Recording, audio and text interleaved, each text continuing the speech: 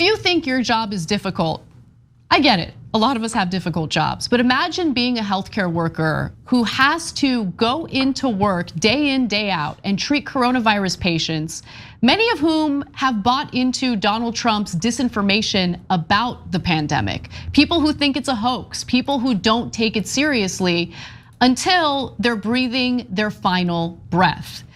That was a story that was shared by one healthcare worker, Jody Doring is her name, and she did so through a Twitter thread that I want to share with you. She writes, "I have a night off from the hospital. As I'm on my couch with my dog, I can't help but think of the COVID patients the last few days. The ones that stick out are those who still don't believe the virus is real, the ones who scream at you for a magic medicine and that Joe Biden is going to ruin the USA, all while gasping for breath on 100% Vapotherm. They tell you there must be another reason they are sick. They call you names and ask you or ask why you have to wear all that stuff because they don't have COVID because it's not real. Yes, this really happens, and I can't stop thinking about it. These people really think this isn't going to happen to them, and then they stop yelling at you when they get intubated. It's like a effing horror movie that never ends. There's no credits that roll. You just go back and do it all over again." So I'm gonna admit, like in covering all these stories, of course, time to time you think about the doctors and nurses who are there on the front lines every single day, dealing with death all around them, dealing with patients who don't take the virus seriously, refuse to accept the reality of the situation they're experiencing. And it's just it's so hard to go through that every day and then hear Republicans and Donald Trump constantly minimize the severity of this virus. You know, I can't imagine how hard that is, and I give her a lot of credit for speaking out. And these are heroes. These are people who continue doing the work that they're doing, despite how difficult it is at this very moment to do it every single day.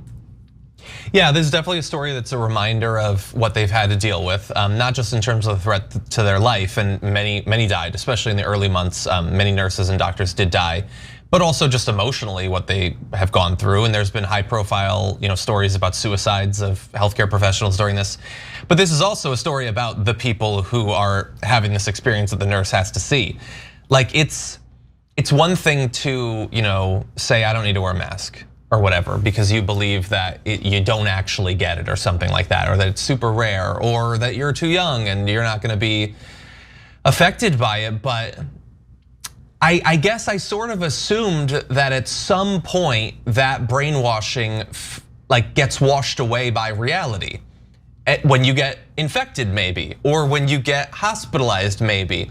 But these people are holding on to this as sort of their last thoughts, their last statements, as people that are about to go on to machine breathing and things like that. That is a level of brainwashing that I did not expect. And it's possible that some of these people might have ended up that way no matter what. But we've talked a lot about the culpability of people like Donald Trump, these Republican governors, and Fox News. And these sorts of stories are a testament to that generally people want to protect their own life.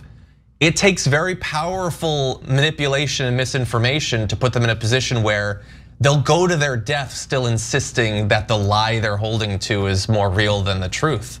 And it's common enough that this nurse has had multiple experiences like that. It's so heartbreaking, and it's heartbreaking thinking about, even if they've bought into Trump's lies, even if we disagree with them politically, I don't want anyone to ever experience dying alone in a hospital, not being able to have their loved ones around them. I can't imagine that. That is a type of pain that it hurts my heart just thinking about it. I don't want anyone going through it. And these people who bought into Trump's lies, end up getting sick, and unfortunately don't make it, are found, they find themselves in a hospital room, dying alone, without their family there by their side. Yep. And it's, how does Trump, how do the Republicans who have enabled him live with themselves? How do they do it? How do they think about all those people who have died and not feel any guilt, any remorse? I don't know. There's just something fundamentally wrong. Like I'm not one of these people who's like obsessed with morality. Like we have to be moral, right? I think like those moral evaluations are usually, done by Republicans actually, in regard to how people live their personal lives when they're not harming anyone else. But in this case, this is as immoral as you can get. You're literally playing with people's lives in the cruelest possible way. And for all the people who think like, no, how could Trump have lost the election? 250,000 Americans are dead from coronavirus because of Trump. Those people have family members.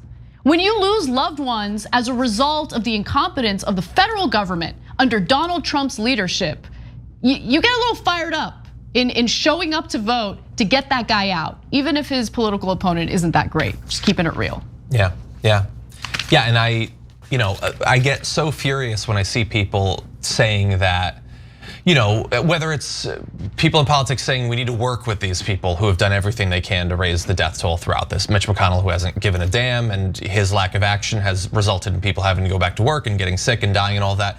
But then also that we need to talk with and respect these people in media that we disagree. Like Tucker Carlson has spent more than half a year misinforming people to their death. 2 months into the pandemic, he was telling people that you don't need to abide by any of this. And a couple 100,000 additional deaths has not changed his mind at all. He did a monologue like 2 nights ago about how lockdowns and masks don't help and you don't need to abide by them. There's no science that any of that helps, so don't abide by it. 250,000 Americans, and they are more certain of themselves than they were at the beginning. And why not? Tucker Carlson's audience is bigger than it was, minus the fans of his that are dead because of his advice. Still bigger though, and he's making tons of money and will probably make even more money next year. Thanks for watching The Young Turks, really appreciate it. Another way to show support is through YouTube memberships. You'll get to interact with us more. There's live chat emojis, badges. You've got emojis of me, Anna, John, JR, so those are super fun. But you also get playback of our exclusive member-only shows and specials right after they air. So all of that, all you gotta do is click that join button right underneath the video. Thank you.